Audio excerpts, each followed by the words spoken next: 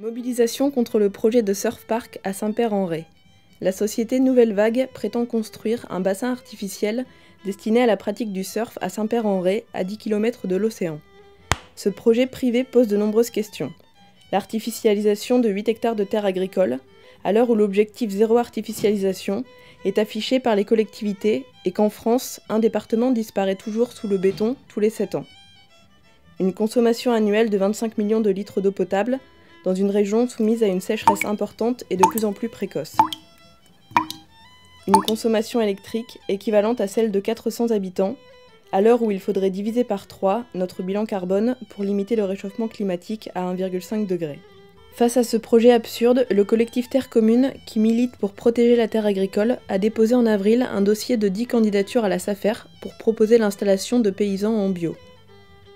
Parallèlement, un recours juridique a été déposé pour contester la modification du plan local d'urbanisme.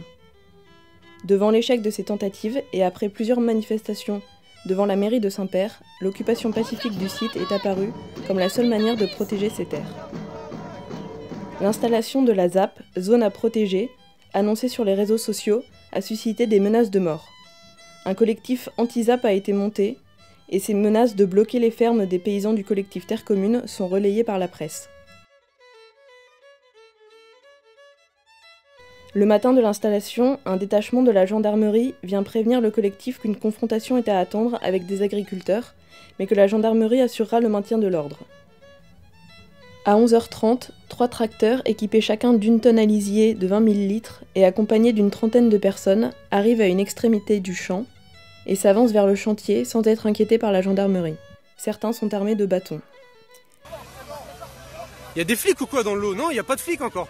Les flics, ils interviennent pas.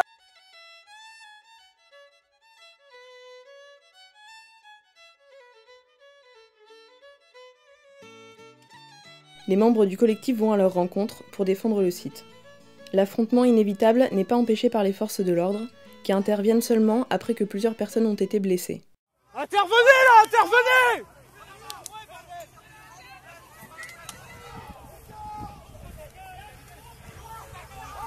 Ça part en vrille là, ça part en vrille! Ils créent alors un cordon pour séparer les belligérants. Vers 13h, la gendarmerie mobile avance aux côtés des agriculteurs et demande le démontage sous peine d'expulsion. Le collectif coopère et se rend sur la ferme d'un sympathisant où se déroulera le festival militant.